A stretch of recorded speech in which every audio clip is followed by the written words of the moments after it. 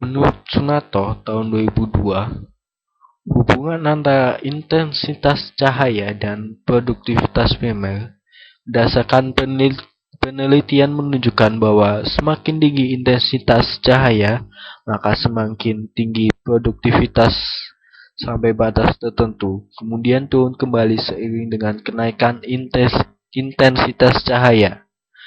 Ada batasan tertentu bahwa peningkatan intensitas cahaya tidak selamanya meningkatkan produktivitas.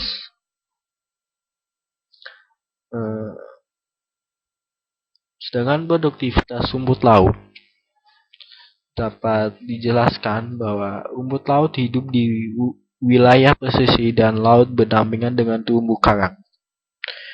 Biasanya mekat dan hidup di substrat pasir dan karang mati. Produktivitas rumput laut yang berlebih dapat merusak ekosistem terumbu karang. Rumput laut memiliki peranan penting bagi kehidupan manusia. Saat ini, rumput laut menjadi komoditi ekspor utama di Indonesia dan menjadi sumber penghasilan bagi masyarakat di pesisir pantai selain dari ikan. Di samping itu, rumput laut yang hidup di karang-karang terjadi juga mampu melindungi pantai dari abrasi akibat gelombang laut. Jadi, manfaat rumput laut itu sangat banyak. Selain sebagai komoditi ekspor, juga dapat melindungi pantai dari abrasi akibat gelombang laut dan bisa menjadi habitat makhluk-makhluk hidup di laut bebas dan jadi sumber bahan makanan. Dalam budidaya rumput laut, produktivitas terkandung pada 3 hal, yaitu sifat-sifat inheren dari stan yang dibudidayakan.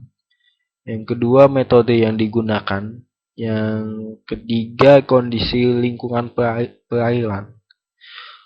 Produksi per hektar per tahun bervariasi dan dicatat produktivitas yang tinggi hingga 74 ton untuk jenis Spinosum, spesies Spinosum, dan 104 ton untuk Euchema contuniti.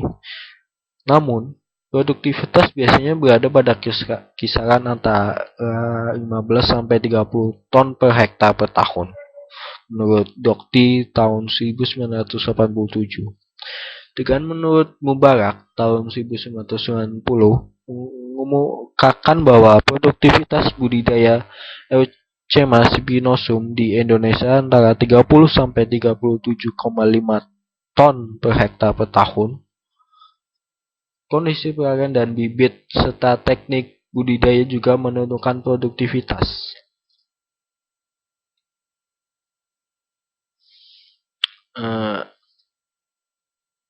Itulah sekilas tentang produktivitas rumput laut. Sekarang mengenai fotosintesis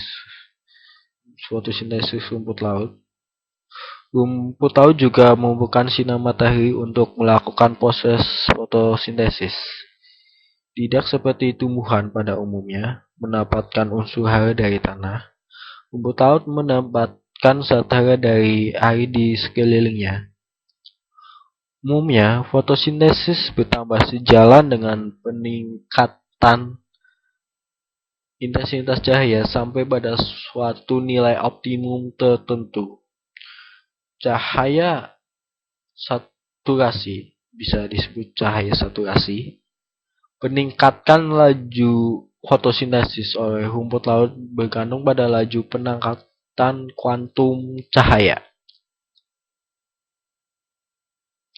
Dari hasil fotosintesa, rumput laut menghasilkan beberapa zat yang penting dan mempunyai nilai ekonomis.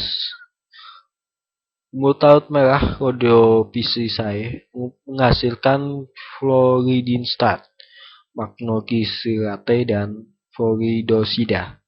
Lebih spesifik lagi dikenal dengan polisakarida berupa agar-agar dan keraginan. Rumput laut coklat bisa menghasilkan alginat. Rumput laut hijau menghasilkan kanji dan lemak. Itulah yang bisa dimanfaatkan oleh manusia dari hasil-hasil fotosintesa rumput laut.